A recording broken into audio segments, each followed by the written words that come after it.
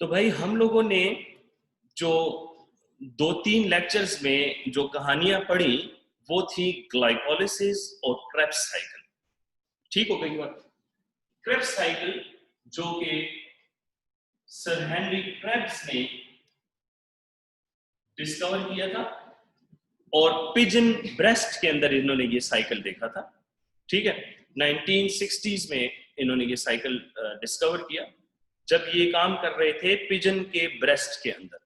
तो इन्होंने सारे का सारा ये दरियाफ्त किया। इस क्रेब्स साइकिल का दूसरा नाम भी है और वो नाम है TCA। TCA कहते हैं ट्राई कार्बोक्सिलिक एसिड साइकिल। इसका एक तीसरा नाम भी है और उसको बोलते हैं सिट्रिक एसिड साइकिल।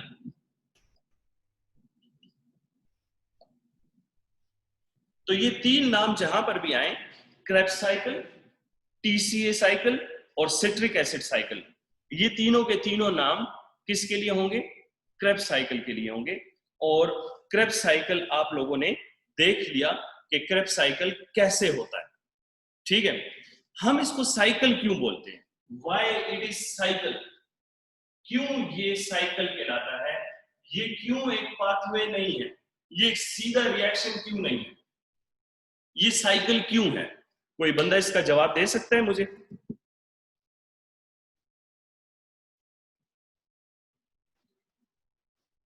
अच्छा, कोई भी नहीं दे सकता इसका जवाब। इसका जवाब ये है कि साइकिल हर उस चीज को बोलते हैं। कोई बोलना चाहता है?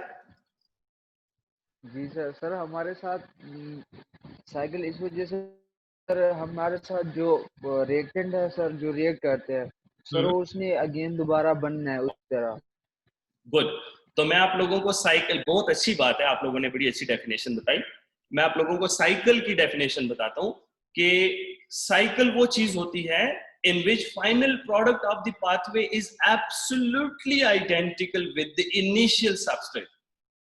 यानी जो फाइनल प्रोडक्ट होता है of the pathway is absolutely identical to the initial substrate. यानी हर सबस्ट्रेट प्रोडक्ट भी है और हर प्रोडक्ट सबस्ट्रेट भी है, इस तरीके से। तो साइकिल ऐसी चीज को बोलते हैं जिसके अंदर के हर प्रोडक्ट और सबस्ट्रेट और प्रोडक्ट हो।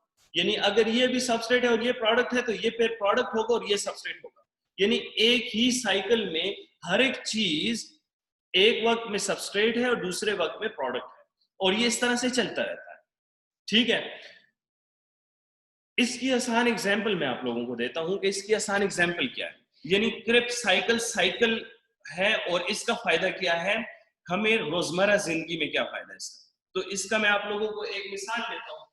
मिसाल ऐसे है कि आप लोग कभी किसी बड़े सिटी में दाखिल हो और बड़े सिटी में आप फॉर एग्जांपल GT रोड से दाखिल हो रहे हैं। ये कौन सा है?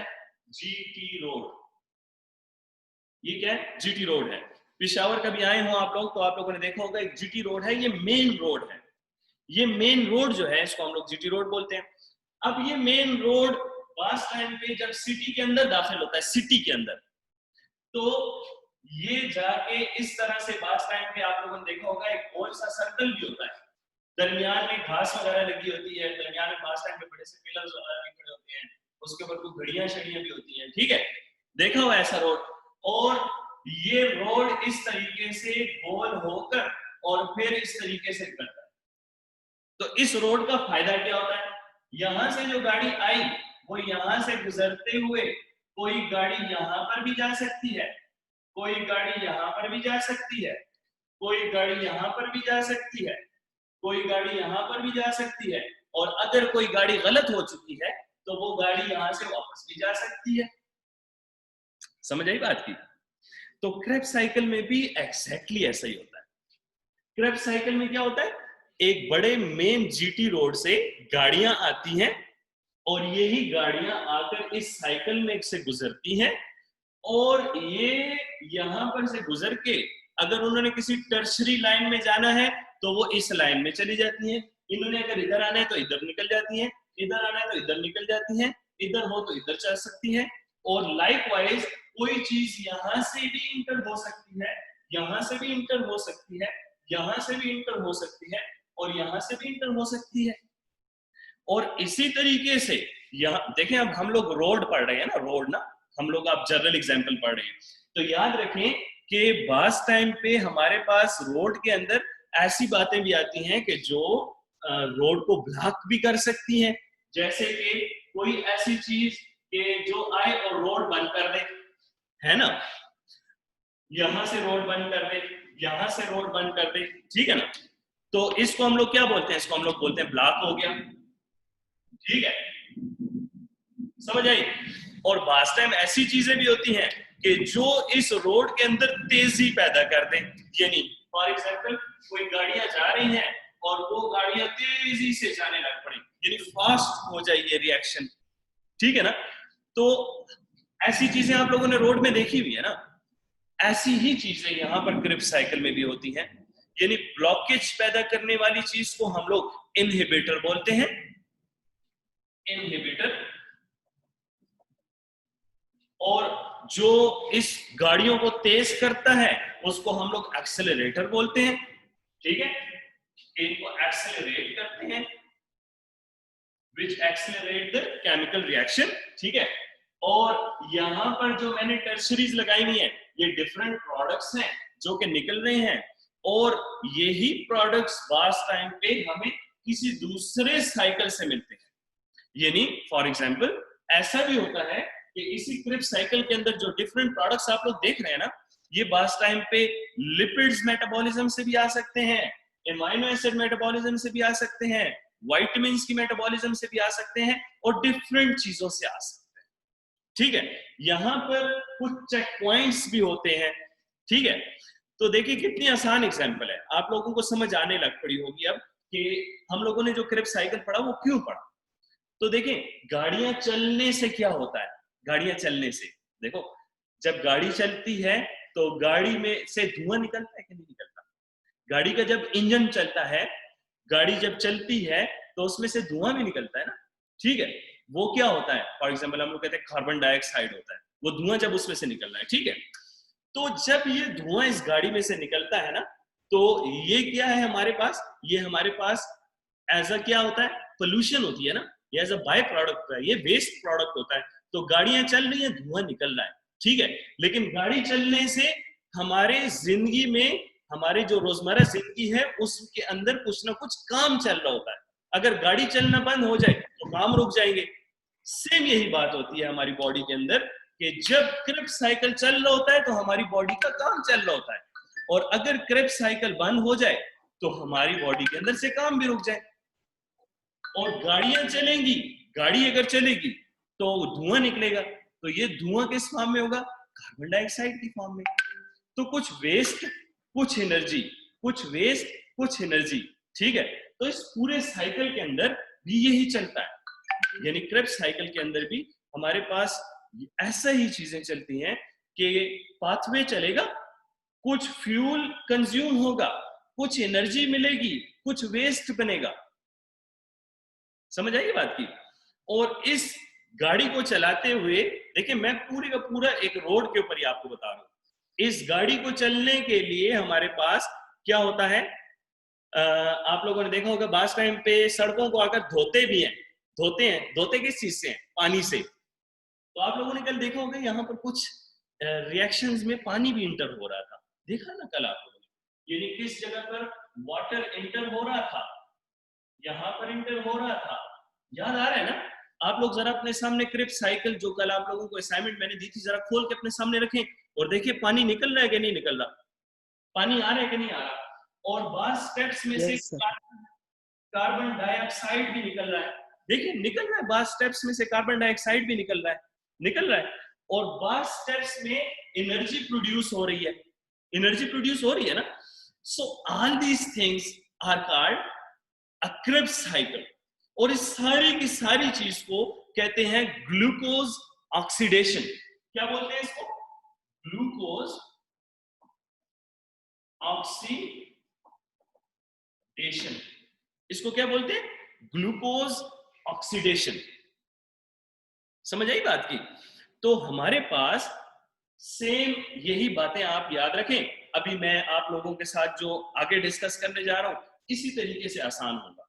मुश्किल बातें हम लोगों ने कल कर ली, वो बोर बातें थी, उनमें कोई मजा नहीं था। आज आप लोगों को मैं कुछ चीजें इंटरेस्टिंग करके बता रहा हूँ, ताकि कल जो आप लोगों ने सीखा था वो आज आप लोगों के ज़हनों में घुस जाए।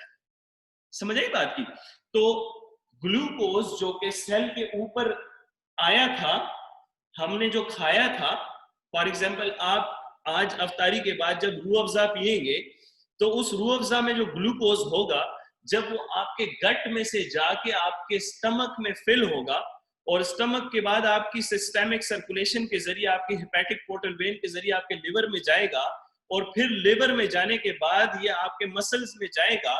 तो याद रखें कि मसल्स के अंदर जो सेल है, मसल का जो सेल है, उस सेल के अंदर साइटोसोल भी है और माइटोकॉन्ड्रिया भी है। माइटोकॉन्ड्रिया तो आप लोग जानते हैं ना, powerhouse of the cell. Powerhouse उसे क्यों कहते हैं? उसके अंदर ये चल रहा है, ये है उसके अंदर क्रेब्स साइकिल चल रहा होता है। तो जब आप वो ग्लूकोज इनटेक करते हैं और वो सेल के अंदर जाता है, तो पहले ग्लूकोज जाके साइटोसोल के अंदर ग्लाइकोलिसिस करता है। ग्लाइकोलिसिस में आप लोगों ने देखा कि कितने एटीपीज प्रोड्यूस हो रहे थे। फिर क्रेब्स साइकिल में आता है, फिर आप अभी आज देखेंगे कि क्रेब्स साइकिल के अंदर कितने एटीपीज प्रोड्यूस हो रहे थे। तो हम लोग कहते हैं कि जब एक ग्लूकोज सेल के अंदर इंटर हुआ और वो पूरे के पूरे साइकिल में से गुजरा, ग्लाइकोलिसिस, क्रेब्स साइकिल और फिर ऑक्सीडेटिव फॉस्फोरिलेशन, तो एंड में हमें जो एनर्जी मिली वो कितनी थी, और उस एनर्जी का हम लोग क्या करते हैं, और वो एनर्जी हमारे किस काम आती है, आज हम लोग इस बात को देखने जा रहे हैं। समझ आई बात की? तो हम लोग जो चीज आज पढ़ रहे हैं वो इंतहाई इंपॉर्टेंट है, इन द सेंस कि उसमें हम लोगों ने बातों के लॉजिक को समझना है कि आया इसमें लॉजिक क्या बनी, ये बात हुई कैसे, ये हमें क्यों जरूरत पैदा हुई। ठीक है, तो मैं आप लोगों को पहले एक सिंपल सी चीज से शुरू करता हूँ, सिंपल सी चीज से, बड़ा बेसिक 5वीं क्लास का एक रिएक्शन में आप लोगों को देता हूँ जी।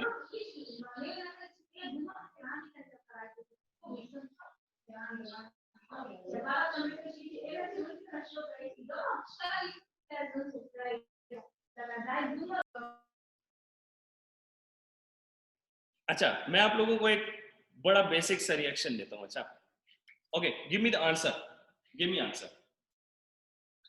Glucose C6H12O6 plus oxygen.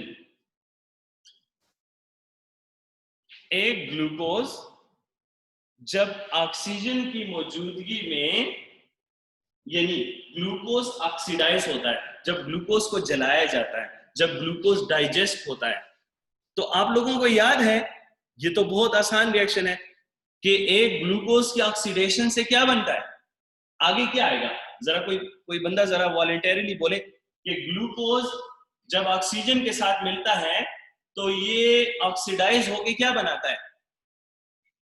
बहुत बेसिक है, ये बहुत बेसिक है।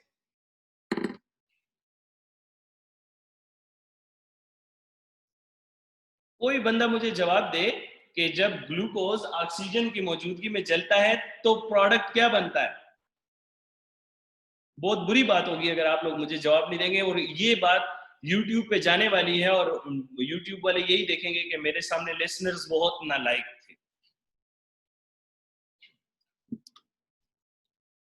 अच्छा, सारे नालायक हैं। मैं आप लोगों को बताता हूं कि क्या बनता है। जब ग्लूकोज ऑक्सीजन की मौजूदगी में ऑक्सीडाइज होता है तो कार्बन डाइऑक्साइड और वाटर बनता है, और plus energy.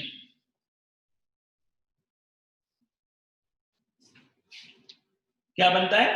Carbon dioxide, water और एनर्जी।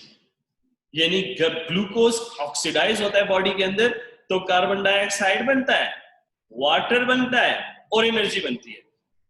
अब आप लोगों को पता है कि आप लोगों के सामने जो क्रेब्स साइकिल पड़ा हुआ है, आप लोगों ने अगर इसको गौर से देखा हो, जरा एक मर्तबा दोबारा इसे गौर से खोल के देखें, तो आप लोग देखेंगे कि इस पूरे के पूरे रिएक्शन में आप लोगों को नजर आएगा कि कुछ जगहों से हमारे पास कार्बन डाइऑक्साइड रिलीज हो रहा है। आप लोग देखेंगे कि कुछ जगह पे हमारे पास एनर्जी बन रही है, और वाटर वाली बात हम लोग कल पढ़ेंगे ऑक्सीडेटिव फास्फोरिलेशन में कि वो वाटर कैसे बनता है। तो एक ग्लूकोज जब ऑक्सीजन की मौजूदगी में ऑक्सीडाइज होता है तो ये क्या बनाता है, कार्बन डाइऑक्साइड, वाटर और एनर्जी। कार्बन डाइऑक्साइड जो रिलीज हो रहा है ये हम लोग देखें। अब मैं आप लोगों को प्रैक्टिकल करके बताता हूं। इनहेल करें, सांस को इनहेल करें, सांस इनहेल हुआ, लंग्स में गया, लंग्स में जाने के बाद ये सांस एक्सहेल किया तो क्या निकला, इनहेल किया तो हमारे पास ऑक्सीजन अंदर गई, एक्सहेल किया तो क्या बाहर आया, कार्बन डाइऑक्साइड। तो ये इनहेलेशन में जो ऑक्सीजन अंदर गई उसने ग्लूकोज के साथ मिलके, ऑक्सीजन ने ग्लूकोज के साथ मिलके कार्बन डाइऑक्साइड बनाया और वाटर निकला और एनर्जी बनी। समझ आई कुछ बात की? यानी हम लोग जो ऑक्सीजन अंदर लेकर जा रहे हैं वो इनफैक्ट हम लोग अपने इस क्रिप्स साइकिल को चलाने के लिए जा रहे हैं, इस पूरी की पूरी ग्लूकोज की ऑक्सीडेशन के लिए लेकर जा रहे हैं। अगर हम लोग सांस न लें, सांस न लें, मैं कहता हूं आप अपने गलों को जरा सा बंद कर दें, सांस रोक दें, ऑक्सीजन अंदर जाना बंद हो जाए तो आपको एकदम से सफोकेशन फील होगी। आप लोग कहेंगे कि अंदर कुछ भी जाए, हवा को अंदर जाना चाहिए। जब ये हवा अंदर ही नहीं जाएगी तो ये रिएक्शन नहीं हो पाएगा, जिसकी वजह से कार्बन डाइऑक्साइड दोबारा नहीं निकल पाएगी और एनर्जी नहीं बनेगी। और अगर एनर्जी नहीं बनेगी तो बंदे की डेथ हो जाएगी। तो डेथ का ये काज तो आप लोगों को मालूम है ना, किसी का गला बंद कर दो, it means you are closing his oxygen supply. आप उसका एनर्जी प्रोडक्शन का जो फ्यूल है उसको बंद कर रहे हो, यानी ग्लूकोज को तोड़ने वाली जो चीज है आप उसको बंद कर रहे हो, ऑक्सीजन आप क्लोज कर रहे हो। ये ऑक्सीजन किस पॉइंट पे आती है वो मैं अभी आपको बता रहा हूं, मगर ये ग्लूकोज जब ऑक्सीजन के साथ मिलकर कार्बन डाइऑक्साइड और वाटर बनाता है, साथ में एनर्जी बनाता है, यही एनर्जी हमारी बॉडी के अंदर यूज भी होती है और हम लोग इसको, और वाटर जो है वो आप लोगों के देखें इस तरह से कीजिए तो वाटर वेपर्स आते हैं और दूसरा वाटर आप लोगों के यूरिन के जरिए भी जाता है, ठीक है। तो ये वाटर की जो प्रोडक्शन है ये पूरे के पूरे सेल्स में जो कि Krebs cycle, glycolysis, oxidative phosphorylation जो भी चल रहा है, तो ये असल में क्या हो रहा है, ये हमारे पास ये सारी की सारा जो रिएक्शन चलता है ये हमें एनर्जी देने के लिए है और एनर्जी के साथ साथ कार्बन डाइऑक्साइड रिलीज करने के लिए है, वाटर रिलीज करने के लिए है। तो अल्टीमेटली हमें इससे एनर्जी ही मिलती है। समझ आएगी बात की? यहां तक किसी को कंफ्यूजन है तो मुझसे पूछ ले अभी, लेकिन आई एम सो सॉरी कि मुझे इस तरह से लगता है जैसे कि मैं किसी दीवार के साथ बातें कर रहा हूं।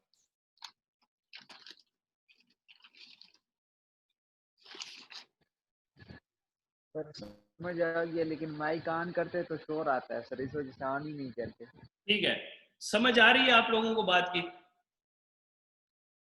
जी सर, बड़ी अच्छी आ यस रही सर। है अल्हम्दुलिल्लाह। ठीक है, मैं आगे कंटिन्यू करता हूं और आप लोगों को साथ में मैं लाइन पे रखता हूं, ठीक है। आप लोगों ने मुझे जवाब देते रहना है, ठीक हो गई बात? अच्छी बात यह होगी कि आप लोग अपने सामने ग्लाइकोलिसिस भी खोल के रखें और क्रेब्स साइकिल भी खोल के रखें, ठीक है, ताकि जहां पर मैं गलत हूं आप लोग मुझे बता सकें गलत है, ठीक है ना। हम लोग अभी एक चीज कैलकुलेट करने जा रहे हैं, अच्छा, बड़े बड़े तरीके के साथ हम लोग एक चीज को कैलकुलेट करने जा रहे हैं ताकि आप लोगों को समझ आए कि हम लोग कहाँ हैं और हम लोगों ने ये रिएक्शंस क्यों पढ़े, ठीक है। मेरी रिकॉर्डिंग 5 मिनट के बाद क्लोज हो जाएगी और मैं दोबारा से ये क्लास कनेक्ट करूंगा और मैं दोबारा व्हाट्सएप पर इसका लिंक दूंगा तो आप इसको दोबारा से कनेक्ट कर लीजिएगा, ठीक है। घबराना नहीं है अगर ये क्लास खत्म हो जाए तो, ठीक हो गई बात?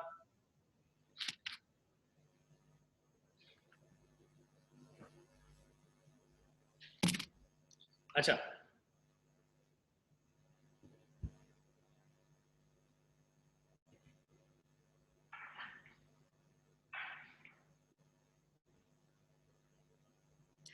अच्छा जी।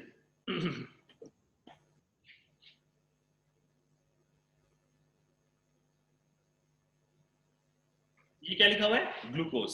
ठीक है, ग्लूकोज जब सेल के अंदर एंटर होता है तो वो सबसे पहले ग्लाइकोलिसिस करता है ना, तो हम लोग सबसे पहले ग्लाइकोलिसिस को थोड़ा सा ड्रा करते हैं। मैं कुछ आप लोगों को दिखाना चाहता हूँ, हम लोग थोड़ी सी एनर्जी को कैलकुलेट करना चाहते हैं कि ये ग्लाइकोलिसिस के अंदर जो एनर्जी बन रही है कैसे बन रही है।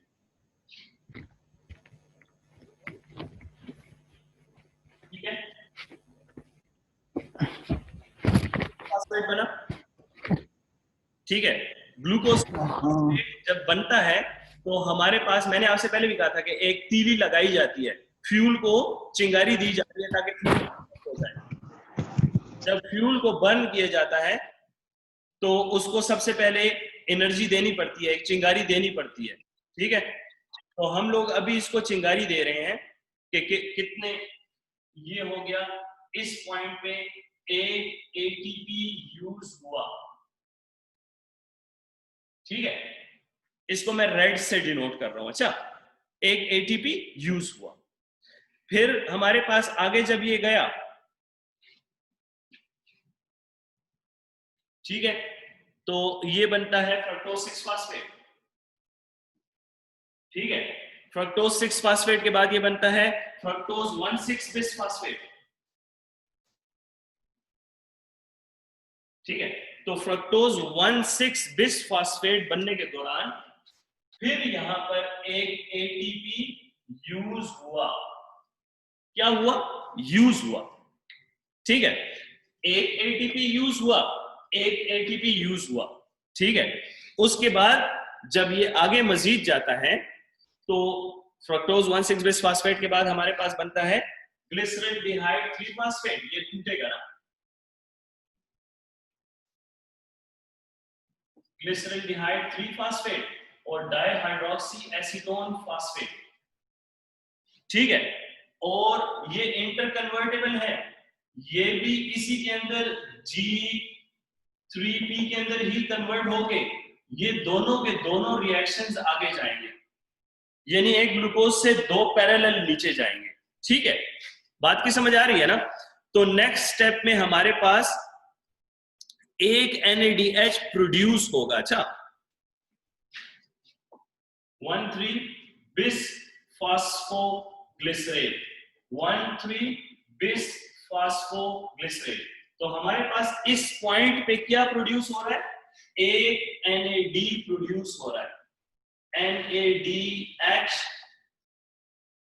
Plus H। मैंने आप लोगों को क्या बताया था कि ये तो कैश अमाउंट है, ये चेक है, ये चेक आगे जाके कैश होगा। कहां जाके कैश होगा? ऑक्सीडेटिव फास्फोराइलेशन के अंदर। ठीक हो गई बात? ये जब इसमें आगे ये रिएक्शन जाएगा तो अगले रिएक्शन में हमारे पास, आप लोगों ने ये तो पढ़ा ही हुआ है ना, मैं जस्ट आप लोगों को एक ओवरव्यू दे रहा हूं कि कैसे एक चीज चल रही है। ठीक है, और फिर उसके बाद यहां पर नेक्स्ट स्टेप में जो कि बनता है 3 फास्फोग्लिसरेट, 3 फास्फोग्लिसरेट, यहां पर हमारे पास एक एटीपी प्रोड्यूस होगा। ठीक है, और फिर उसके बाद लास्ट स्टेप में जबकि ये, मैं इसको आगे डैशेस में चले जाता हूं, और जब ये पाइरुवेट बनता है तो पाइरुवेट बनते वक्त भी, सॉरी,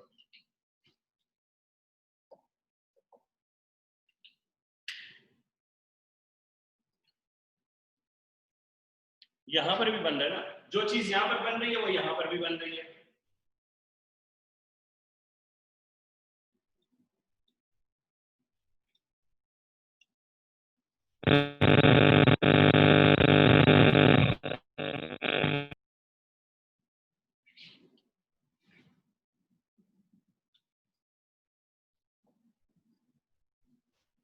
और यहां पर देखें लास्ट स्टेप में दोबारा से एक एटीपी बन रहा है।